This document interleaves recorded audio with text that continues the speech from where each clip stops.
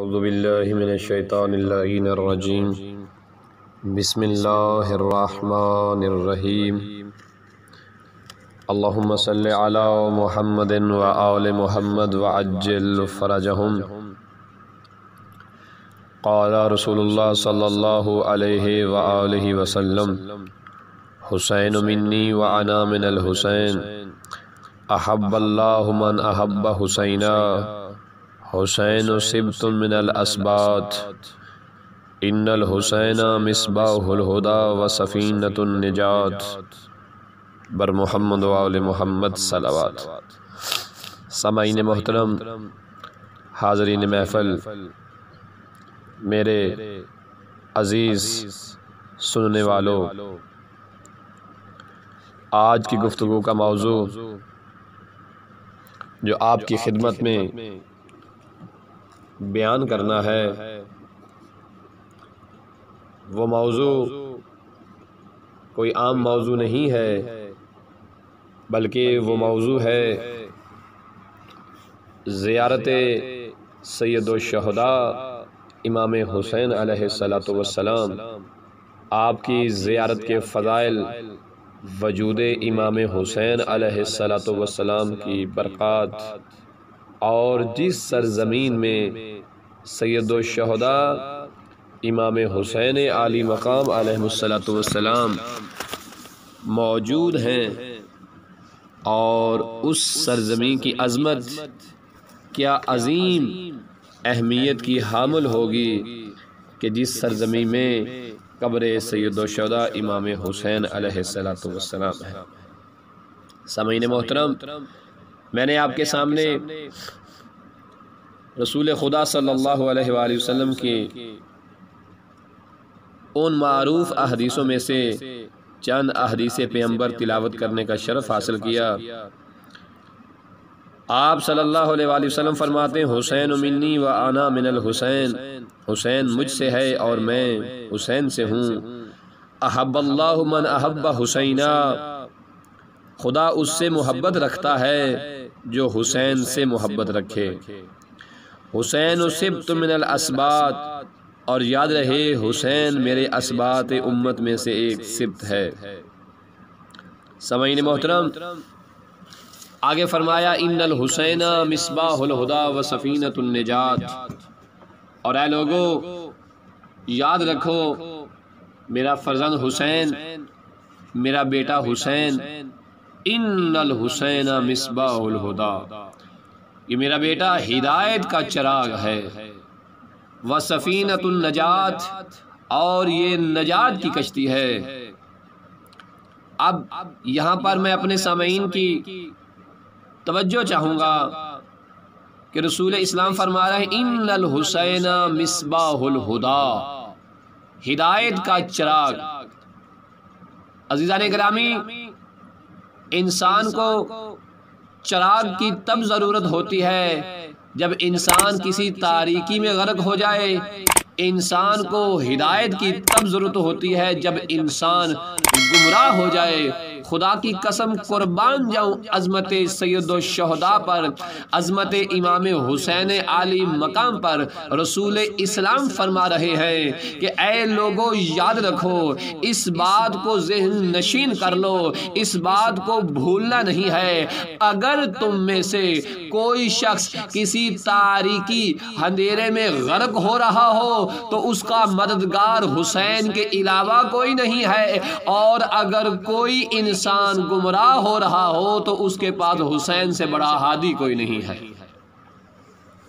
اور آگے ارشاد فرمایا کہ ان الحسین مصباح الہدی و سفینۃ النجات، اور یاد رہے کہ اگر انسان تاریکی میں غرق ہے، انسان گمراہی میں غرق ہے، تاریکی میں ہے تو چراغ چاہیے، گمراہی میں ہے تو ہدایت چاہیے۔ رسول اسلام نے فرما دیا وَسَفِينَةُ النَّجَاةِ، اگر گمراہی سے نجات چاہتے ہو، اگر تاریکی سے نجات چاہتے ہو تو پھر گھبراؤ نہیں۔ اگر تم تاریکیوں میں غرق بھی ہو گئے، اگر تم گمراہیوں میں غرق بھی ہو گئے تو گھبرانے کی ضرورت نہیں ہے۔ اگر تم سفینہ حسین تک پہنچ جاؤ گے تو اللہ اندھیروں سے بھی نکال دے گا اور گمراہیوں سے بھی نکال دے گا۔ وَسَفِينَةُ النَّجَاةِ، حسین ابن علی نجات کی کشتی ہے۔ سرکار امام جعفر صادق علیہ السلام سے ایک روایت ہے، جس روایت کا مفہوم یہ ہے، امام فرماتے ہیں کہ ہم 14 کے 14 نجات کی کشتیاں ہیں، لیکن نجد الحسین، لیکن جو میرے دادا حسین ہیں، جو سفینۃ الحسین، حسین میرے دادا کی جو کشتی ہے، اسرا منا، وہ ہم 14 میں سے سب سے زیادہ تیز ہے۔ شاید پوچھنے والے نے پوچھا مولا جب آپ 14 کے 14 نجات کی کشتیاں ہیں، جب آپ 14 کے 14 بچانے والے ہیں، جب آپ 14 کے 14 ہدایت دینے والے ہیں، جب آپ 14 کے 14 روشن چراغ ہیں، تو پھر امام حسین علی مقام علیہ السلام کو یہ خصوصیت کیوں حاصل ہے، ان کی کشتی کو یہ اہمیت حاصل کیوں ہے؟ امام علی مقام فرماتے ہیں کہ اے شخص، کیا تو نے کبھی سمندر میں طغیانی کو دیکھا ہے کہ جب سمندر میں طغیانی آتی ہیں تو بڑی بڑی کشتیاں رک جاتی ہیں، لیکن یاد رکھ جو ہمارے دادا حسین کی نجات کی کشتی ہے کہ جب سمندر انسانیت میں انسان پھنس جاتے ہیں، انسان دنیا میں غرق ہو جاتے ہیں اور یہ دنیا کے سمندر میں ڈوب رہے ہوتے ہیں، یاد رکھ اگر یہ اس وقت بھی میرے دادا حسین کو پکار لیں تو میرے دادا حسین کی نجات کی کشتی اتنی تیز ہے کہ وہ دنیا کے ہر انسان تک ہدایت کو پہنچا سکتی ہے جو حسین ابن علی سے ہدایت لینا چاہتا ہے۔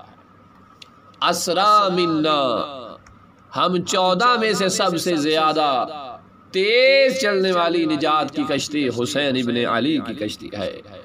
اور پھر امام نے فرمایا نحنو ابواب رحمت اللہ، ہم 14 کے 14 اللہ کے رحمت کے دروازے ہیں۔ پھر فرمایا لیکن نجد الحسین، لیکن جو میرے دادا حسین کا باب ہے، جو میرے دادا حسین کا دروازہ ہے، اوسع منا، یاد رہے کہ ہم 14 رحمت کے دروازے ہیں، لیکن میرے دادا حسین کا دروازہ وہ رحمت کا دروازہ ہے اوسع منا جو 14 میں سے سب سے زیادہ وسیع ہے، سب سے زیادہ۔ اب پتہ چل گیا کہ انسان جتنا بھی گناہگار ہو، جتنا بھی خطا کار ہو، اگر خلوص دل کے ساتھ حسین ابن علی کا خدا کی بارگاہ میں واسطہ دے دے، پروردگار اسے معاف کر دیتا ہے۔ اور حسین ابن علی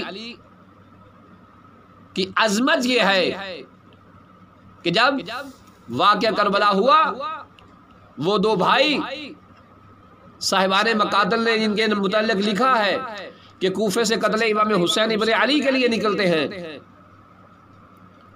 اور جب کربلا پہنچے 3 محرم 7 محرم 10 محرم جب جنگ شروع ہوتی ہے، لشکر یزید میں ہے، اکبر مارے گئے اور محمد مارے گئے، جب سارے مارے گئے امام حسین علی مقام نے مصائب سے ربط نہیں دے رہا۔ امام علی مقام علیہ السلام نے جب غربت کا نعرہ بلند کیا، استغاثہ دیا، تو ان دونوں بھائیوں کے ہاتھ سے تلوار گر جاتی ہے اور ایک دوسرے سے کہتے ہیں ہمیں کیا ہو گیا، یہ تو حسین ابن علی ہے، یہ تو فرزند زہرا ہے، یہ تو فرزند محمد مصطفیٰ ہے، یہ فرزند رسول ہے، فرزند پیغمبر ہے، ہمیں کیا ہو گیا، ہم نے اتنا عظیم گناہ کر دیا، ہم تو قیامت میں اس حسین کے نانا کی شفاعت کی امید رکھتے تھے۔ اب شرمندہ ہوئے اور ایک دوسرے سے کہتے ہیں کیا ہمیں معافی مل جائے گی؟ دونوں نے تلواروں کو نیام میں ڈالا، نیام میں ڈالنے کے بعد بارگاہ جناب حسین میں پہنچے ہیں۔ حسین ابن علی اپنی نیام پر سر لگائے ہوئے ہیں اور نہ جانے کن مناجات کی تسمیوں کو اپنی زبان کا ورد زبان بنایا ہوا ہے، اچانک آ کر یہ دونوں بھائی کہتے ہیں السلام علیک یا ابن رسول اللہ، اے فرزند رسول ہمارا سلام ہو۔ جب کہا نا اے فرزند رسول تم ہمیں ہمارا آپ پر سلام ہو، امام علی مقام علیہ السلام نے ایسے سر کو اٹھایا، میرا دل کہتا ہے امام نے کہا آ گئے ہو، کیونکہ تمہارے بنا تو میرا عدد پورا نہیں تھا۔ عزیزان اکرامی یہ کہتے ہیں فرزند رسول ہمارا سلام قبول کیجئے۔ امام نے سلام قبول کیا، کہتے اے فرزند رسول کیا ہمیں معافی مل سکتی ہے؟ معافی کا کہنا تھا۔ امام علی مقام علیہ السلام نے کیا ہی خوبصورت جملہ کہا، اور کائنات میں قیامت تک آنے والے ہر ایک گناہگار کو یہ پیغام دے دیا کہ یاد رکھو کہ حسین کا قیام کس مقصد کے لیے تھا۔ امام حسین علی مقام علیہ السلام نے آسمان کی طرف رخ کیا اور ایک جملہ ارشاد فرمایا کہ تم مجھ سے معافی مانگ رہے ہو، یاد رکھو میں تو آیا ہی نانا کی امت کی اصلاح کے لیے ہوں۔ ابھی دونوں شرمندہ تھے، امام علی مقام نے شرمندگی کو کیسے دور کیا؟ آسمان کی طرف دیکھ کر کہا اے بندگان خدا، جب حسین کا خدا معاف کر سکتا ہے تو حسین کیوں نہیں؟ عزیزان اکرامی یہ ہے حسین ابن علی کی رحمت کا دروازہ، یہ ہے حسین ابن علی نجات کی کشتی، یہ ہے حسین ابن علی ہدایت کے چراغ، کہ اتنے بڑے گناہگاروں کو۔ اور تاریخ کے جملے ہیں کہ یہ جو دونوں بھائی آئے تھے نا، یہ دونوں بھائی جنگ نہروان میں مولا علی کے مد مقابل تھے، العیاذ باللہ۔ یہ مولا علی کو 20 سال تک کافر کہتے رہے ہیں۔ یہ کوفے سے کربلا قتل امام حسین کے لیے آئے تھے۔ 10 محرم تک لشکر یزید میں ہیں، امام کے اصحاب، مددگار اور خاندان کا ایک ایک فرد مارا گیا، شہید کر دیا گیا، لیکن یہ اس وقت بھی لشکر یزید میں تھے۔ عظمت امام حسین دیکھیے گا، اتنے بڑے گنہگار، لیکن جب امام حسین معاف کرتے ہیں، یہ جا کر جنگ کرتے ہیں اور شہید ہو جاتے ہیں۔ ہم یہاں بارگاہ خدا میں التجا کریں گے کہ اے پروردگار، یہ اتنے بڑے گناہگار ہیں، اتنے بڑے خطا کار ہیں، العیاذ باللہ مولا علی کو کافر کہتے ہیں، العیاذ باللہ مولا علی پہ لعن طعن کرتے رہے ہیں، کوفہ سے قتل حسین کے لیے نکلے ہیں، امام حسین کے صحاب مارے گئے ہیں، جوان مارے گئے ہیں، لیکن اس کے باوجود حسین ابن علی نے ان کو معاف کر دیا۔ آج بھی ہم گنجے شہداء جاتے ہیں، کہتے ہیں السلام علیکم یا انصار اللہ، السلام علیکم یا انصار رسول اللہ، السلام علیکم یا انصار محمد مصطفیٰ، السلام علیکم یا انصار علی امیر المومنین، السلام علیکم یا انصار ابی محمد حسن مجتبی، السلام علیکم یا انصار فاطمہ الزہرا، السلام علیکم یا انصار ابی عبداللہ۔ پروردگار یہ تیرے مجاہد کیسے بن گئے؟ یہ رسول خدا کے مجاہد کیسے بن گئے؟ یہ حسن مجتبی کے مجاہد کیسے بن گئے؟ یہ فاطمہ زہرا کے مجاہد کیسے بن گئے؟ یا باری تعالیٰ، اے میرے پروردگار بتا دو صحیح، یہ تو مولا علی کو کافر کہتے رہے ہیں، یہ مولا علی کو لعن طعن کرتے رہے ہیں۔ عجب نہیں ہے کہ آواز پروردگار آئے کہ ثقلین نقوی اپنی زبان کو بند رکھ اور اس بات کو یاد رکھ، جسے حسین معاف کر دے اسے اللہ نے بھی معاف کیا اور ان سب نے بھی معاف کر دیا۔ یہ ہے رحمت حسین کا دروازہ، یہ ہے نجات کا دروازہ، یہ ہے ہدایت کا دروازہ، اور حسین ابن علی سفینۃ النجات ہے۔ سامعین محترم، دامن وقت میں اتنی گنجائش نہیں کہ آگے بڑھوں، لیکن یہاں ایک جملہ کہتا چلوں، اور وہ جملہ آئیے میں بتاؤں آپ کو کہ وجود مبارک سید الشہداء کی عظمت یہ ہے کہ وہ نجات کی کشتی ہیں، فقط حیات امام حسین تک نہیں، خدا کی قسم جیسے امام حسین علیہ السلام شہادت سے پہلے نجات کی کشتی تھیں، رحمت کے دروازے تھے، اور یہ قیامت تک رحمت اور نجات کے دروازے رہیں گے۔ قبر امام حسین بھی لوگوں کو ہدایت دے رہی ہے، قبر امام حسین کے اندر پروردگار کی رحمتیں نازل ہو رہی ہیں، فقط ان لوگوں کے لیے نہیں کہ جو کربلا میں مقیم ہیں۔ امام صادق علیہ السلام کی روایت آپ کی سماعتوں کے حوالے کروں کہ جس میں امام نے فرمایا ہر وہ فرد جو سید الشہداء کی زیارت کرنا چاہتا ہے، امام کیا فرما رہے ہیں کہ اس کا مقام کیا ہے، اس کی عظمت کیا ہے۔ راوی سے امام فرماتے ہیں کہ بتا کیا تو نے اس یوم عرفہ کو زیارت امام حسین کی ہے؟ کہتا مولا نہیں۔ اور اس طرح کی ایک اور روایت بھی، جب تاکید زیارت کے اعتبار سے امام نے ارشاد فرمایا غالباً راوی ابن وہب ہیں یا محمد بن مسلم ہیں، بالضبط یاد نہیں۔ امام نے فرمایا کیا تو یوم عرفہ کو زیارت پہ گیا تھا؟ کہتا ہے جی مولا، میں یوم عرفہ زیارت پہ بیت اللہ نہیں گیا، حج کرنے نہیں گیا۔ امام نے کہا یہ بتا کیا تو یوم عرفہ میرے دادا حسین ابن علی کی زیارت کو گیا تھا؟ کہتا ہے جی مولا، یوم عرفہ کو میں زیارت امام حسین علی مقام علیہ السلام کے لیے گیا ہوں۔ تو امام فرماتے ہیں گھبرانے کی ضرورت نہیں ہے، اگر تو حج بیت اللہ کے لیے نہیں گیا، کیوں نہیں گیا؟ کہتا ہے اس لیے کہ مولا میرے پہ حج واجب نہیں تھا، لیکن میں زیارت امام حسین پہ گیا ہوں۔ اب یہاں پہ جملہ سماعت فرمائیے گا۔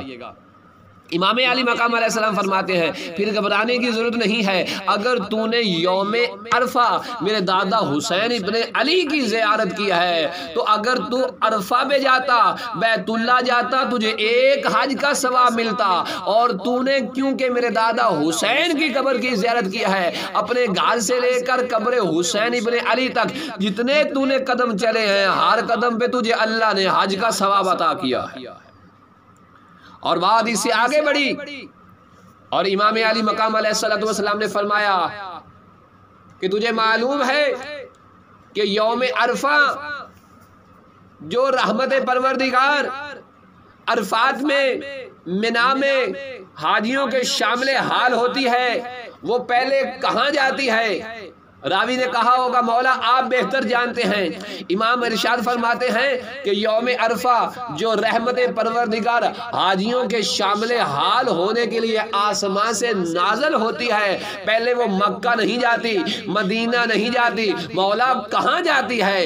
امام فرماتے سب سے پہلے وہ پروردگار کی رحمت سرزمین کربلا پہ اترتی ہے، قبر امام حسین کا طواف کرتی ہے، اور زائرین امام حسین پہ وہ رحمت پروردگار نچھاور ہوتی ہے، یہ کہتے ہوئے قبر امام حسین کا طواف کرتی ہے کہ اے حسین ابن علی، تو ہی تو ہے جس نے حج کو حج بنایا ہے۔ امام فرماتے اس کے بعد وہ رحمت پروردگار مکہ میں جا کے حاجیوں کے شامل حال ہو جاتی ہے۔ یہاں راوی کہتا ہے مولا مفہوم روایت، مولا وہ کربلا میں قبر امام حسین پہ پہلے نازل کیوں ہوتی ہے، بعد میں مکہ کیوں جاتی ہے؟ امام فرماتے اس لیے پہلے قبر امام حسین پہ آتی ہے اور بعد میں کربلا سے ہوتے ہوئے مکہ جاتی ہے۔ پہلے زائرین امام حسین کے اوپر نچھاور ہو کے دنیا والوں کو بتاتی ہے، اے دنیا والوں یاد رکھو کہ جو کربلا میں حسین کو امام سمجھ کے زیارت کرنے آیا ہے، یہاں فقط حلالی ہی آئے گا، اور بیت اللہ میں حلالی بھی ہوتا ہے اور حرامی بھی ہوتا ہے۔ اس لیے رحمت پروردگار پہلے ظاہر امام حسین کے شامل حال ہوتی ہے، پھر ظاہر حج بیت اللہ کے شامل حال ہوتی ہے۔ یہ ہے عظمت قبر امام حسین۔ بہت ساری روایات موجود ہیں، کامل زیارات میں ایک روایت موجود ہے، امام جعفر صادق علیہ السلام نے فرمایا، نقل کرنے والے ہیں حسین، اے حسین، راوی کا نام ہے، جب کوئی آدمی امام حسین کی قبر کی زیارت کے لیے اپنے گھر سے پیدل روانہ ہوتا ہے تو خدا بند تعالی اس کے ہر قدم کے عوض اسے ایک نیکی عطا کرتا ہے، اس کا ایک گناہ معاف کر دیتا ہے، اور جب وہ حرم امام میں داخل ہوتا ہے تو اس کا نام اللہ کے برگزیدہ صالحین لوگوں میں لکھ دیا جاتا ہے۔ اور پھر امام علی مقام فرماتے ہیں جب وہ زائر غسل زیارت کرتا ہے اور زیارت قبر مبارک کرتا ہے، نماز زیارت پڑھتا ہے، تو اللہ تعالیٰ اس کا نام ان لوگوں میں لکھ دیتا ہے کہ جو اللہ کے عظیم بندے ہوتے ہیں۔ اور جب وہ شخص اپنے وطن کا رخ کرتا ہے تو ایک فرشتہ اس کے پاس آتا ہے اور اسے کہتا ہے کہ رسول اللہ نے تمہاری طرف اپنا سلام بھیجا ہے، اور فرما رہے تھے رسول خدا کہ اللہ نے تمہارے تمام گناہ معاف کر دیے ہیں، جا قبر امام حسین سے ہو کر ایک نئی زندگی لے کے جا، اللہ نے پہلے گناہ معاف کر دیے، آج سے نئی زندگی کا آغاز کر لے۔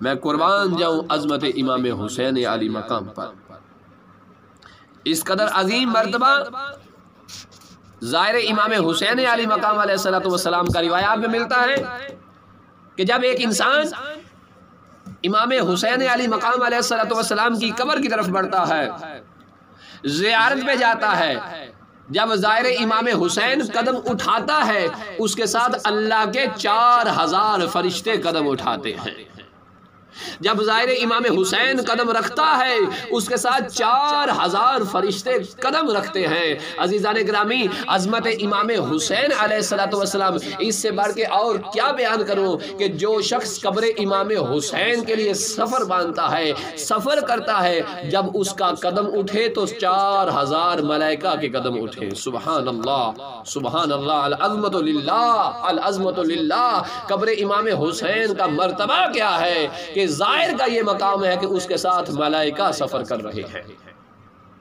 اور روایات میں ملتا ہے کہ جب ظاہر زیارت امام حسین کر لیتا ہے، عدد مختلف ہے، 70,000، 4,000 یا 1,00,000 فرشتہ اس ظاہر امام حسین علی مقام علیہ الصلوۃ والسلام کو گھیر لیتا ہے۔ آواز پروردگار آتی ہے کہ اے میرے ملائکہ، اے میرے فرشتوں، اسے چاروں طرف سے گھیر لو اور خیر و عافیت کے ساتھ اسے اس کے گھر پہنچاؤ۔ جب ظاہر امام حسین ابن علی کربلا سے ہو کے اپنے گھر پہنچ جاتا ہے تو اس کے بعد ملائکہ کہتے ہیں پروردگار اب کیا کریں، ہمارے لیے کیا حکم ہے؟ کہا جب تک یہ زندہ رہے اس کے گھر پہ رحمت کا سایہ کرو، اور جو تم عبادت کرو گے میں اس ظاہر امام حسین کے نامہ اعمال میں لکھوں گا، اور آدھے فرشتے تم اس کے گناہوں پہ استغفار کرو۔ اس ظاہر کے گھر پہ سایہ رحمت ہو جاتا ہے، اور اس کے بعد جب وہ ظاہر دنیا سے رخصت ہوتا ہے، ملائکہ کہتے ہیں پروردگار اب کیا کریں؟ آواز پروردگار آتی ہے کہ اس کی تجہیز و تکفین کا اہتمام کرو، اس کے جنازے میں شریک ہو جاؤ، اسے غسل میت دو۔ وہ سارے کے سارے ملائکہ اس کی تجہیز و تکفین کی تیاری کرتے ہیں۔ پروردگار اب کیا حکم ہے؟ کہا قبر تک پہنچاؤ۔ لوگوں کے ساتھ مل کے ملائکہ قبر تک پہنچاتے ہیں، دفن کر دیا۔ پروردگار اب ہمارے لیے کیا حکم ہے؟ آواز پروردگار آتی ہے اے میرے ملائکہ اب اس کی قبر میں داخل ہو جاؤ اور اس کے لیے مغفرت کی دعائیں کرو، اور جو میرے فرشتے کب تک کرنی ہے اس کے لیے رحمت کی دعائیں کرو، اور کب تک کرنی ہے؟ فرمایا تا طلوع یوم قیامت کے دن تک اس ظاہر امام حسین کی قبر میں رہنا ہے، اس سے باتیں کرنی ہے، اسے وحشت محسوس نہیں ہونے دینی، اس کا خیال کرنا ہے، اس کی مغفرت کی میری بارگاہ میں دعائیں مانگنی ہے۔ اور پھر امام علیہ الصلوۃ والسلام ارشاد فرماتے ہیں کہ آگے پروردگار کی آواز کیا آتی ہے کہ اے میرے ملائکہ جب وہ میرے فرشتے جو اس کے گناہوں کی وجہ سے عذاب لے کر آئے نا تو اس کی قبر سے ان فرشتوں کو ہٹا کر ایک جملہ کہنا کہ اے عذاب والے فرشتوں اس کی قبر سے ہٹ جاؤ، کیوں؟ تم جانتے نہیں یہ کوئی عام آدمی نہیں رہا، یہ قبر حسین ابن علی کا ظاہر بن گیا ہے۔ اللہ نے اس کے گناہ معاف کر دیے ہیں، اللہ نے اس کو بخش دیا ہے، کیوں؟ اس نے مظلوم کربلا امام حسین کی قبر کی زیارت کی ہے۔ سامعین محترم، یہ ہے عظمت ظاہر امام حسین۔ بس ایک آخری واقعہ نقل کر کے آپ کی زحمت کو تمام کروں۔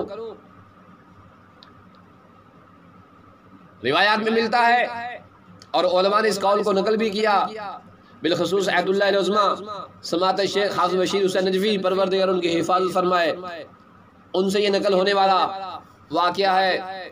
جیسا کہ آپ جو سرزمین نجف و کربلا میں رہنے والے لوگ ہیں آپ بھی جانتے ہیں کہ جنازے یہاں پہ مسلسل آتے ہیں۔ ایک دفعہ مولا متقیان علی ابن ابی طالب علیہ السلام اپنے خادم کے خواب میں آئے اور کہا کل ایک جنازہ اس طرح کا فلاں جگہ سے آئے گا، اسے میری قبر کا طواف نہ کرنے دینا۔ ٹھیک ہے مولا۔ پورا دن وہ خادم انتظار کرتا رہا لیکن جنازہ نہ آیا۔ ذرا اپنی سماعتوں کو بلند کیجئے گا۔ وہ کاروان نہ آیا۔ جب وہ کاروان نہ آیا اگلی رات پھر امام علی مقام علیہ الصلوۃ والسلام اپنے اس خادم کے خواب میں آئے اور خادم کے خواب میں آ کر کہا کہ کل جس جنازے کے متعلق کہا تھا وہ کل نہیں پہنچا، آج پہنچے گا، آج اسے میری قبر کا طواف کرنے دینا۔ کہتا ہے ٹھیک ہے مولا، لیکن یقیناً ہاتھ باندھ کر دست ادب جوڑ کر گزارش کی اس نے کہ مولا ایک سوال کرنا چاہتا ہوں، جنازہ وہی ہے، کل آنے نہ دیا اور آج حکم کیا کہ آنے دے مولا، اس کی وجہ کیا ہے؟ اب ذرا وجہ سماعت فرمائیے گا۔ مولا امیر فرماتے ہیں ایک شخص جب وہ مرا تھا، جب اس کی روح نکلی تھی، وہ اتنا گنہگار تھا، وہ اتنا خطا کار تھا کہ اس کے اوپر مسلسل عذاب پروردگار ہو رہا تھا، اس کے گناہوں کی وجہ سے اس کے اوپر پروردگار کا عذاب ہو رہا تھا، اسی عذاب کی حال میں وہ میری قبر میں آنا چاہتا تھا، لیکن میں علی اس بات کو پسند نہیں کرتا تھا کہ وہ میری قبر پہ آئے۔ مولا پھر آنے کی اجازت کیوں؟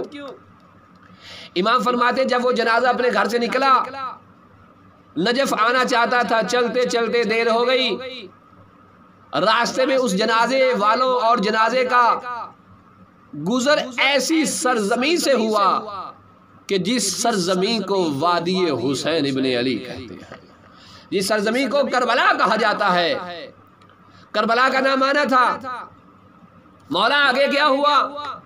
امام فرماتے ہیں وہ کربلا میں داخل نہیں ہوئے، کربلا کے قریب سے گزرے، ابھی وہ جنازہ کربلا کے قریب سے گزر رہا تھا، ہوا چلی، ہوا کا چلنا تھا، اس مرنے والے کے چہرے سے کفن اترا، کفن کا ہٹنا تھا، جیسے ہوا کی وجہ سے کفن ہٹا، زمین کربلا، خاک کربلا کا ایک چھوٹا سا ذرا ہوا میں بلند ہوتے ہوئے اس مرنے والے کے چہرے پہ گرا، چہرے پہ گرنا تھا، فوری آواز پروردگار آئی کہ اے میرے ملائکہ اس کے عذاب کو روک دو۔ فرشتے کہتے ہیں پروردگار گناہگار بہت ہے، آواز پروردگار گناہگار تھا ہے نہیں۔ اب مولا فرماتے جیسے ہی وہ ذرا اس کے چہرے پہ گرا، پروردگار نے اسے معاف کر دیا۔ ملائکہ نے کہا پروردگار اس کے گناہ معاف کرنے کی وجہ تو بتائیے۔ آواز پروردگار آئی تمہیں معلوم نہیں ہے کہ اس کے چہرے پہ کربلا کی زمین کا ذرہ آ گیا ہے؟ جانتے ہو یہ کربلا کیا ہے؟ اس کربلا میں میرے حبیب رسول خدا کے حبیب حسین ابن علی کا خون ملا ہے۔ ارے جس حسین نے میں اللہ کی توحید بچانے کے لیے اپنا سب کچھ قربان کر دیا، اپنے بچوں کا، جوانوں کا، سب کا لہو میری بارگاہ میں قربان کر دیا، اور کیا اس حسین ابن علی نے میرے لیے اتنی بڑی قربانی کی، اور قربانی دینے کے بعد اس کا خون اس خاک میں مل گیا ہے۔ جب حسین ابن علی نے اپنے خون کے عوض میری توحید کو بچایا ہے، کیا میں حسین کے احترام میں ایک گنہگار کو معاف نہیں کر سکتا؟ یہ ہے حسین ابن علی۔ اللہ اللہ، جس حسین ابن علی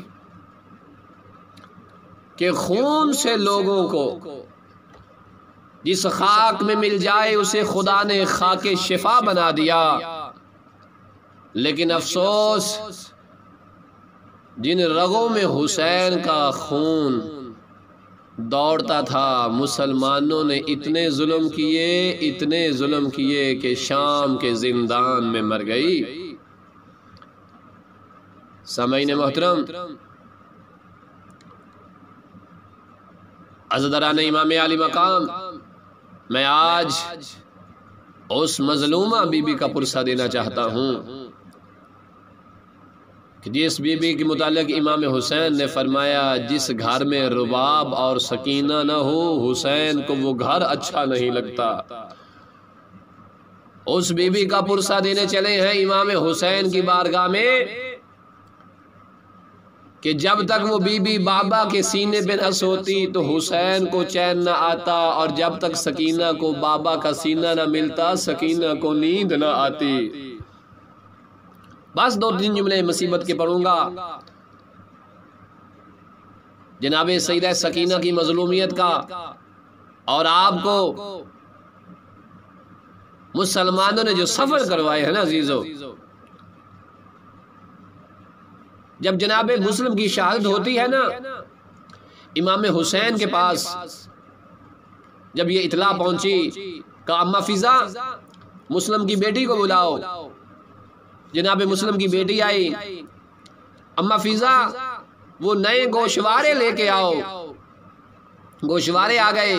امام حسین نے اپنے ہاتھوں سے جناب مسلم کی بیٹی کے وہ گوشوارے اتارے، پرانے اور نئے گوشوارے پہنائے، اور سر پہ ہاتھ رکھا۔ جیسے سر پہ ہاتھ رکھا نا، جناب مسلم کی بیٹی رو کر کہتی ہے ماما، مامو جان خیر ہو ہمارے بابا کی، ہمارے بابا کی تو خیریت ہے۔ جناب حسین کہتے ہیں بیٹی گھبرا نہیں، کیا ہوا؟ کہتی مامو جان مدینے میں آپ یہ سلوک یتیموں کے ساتھ کرتے تھے۔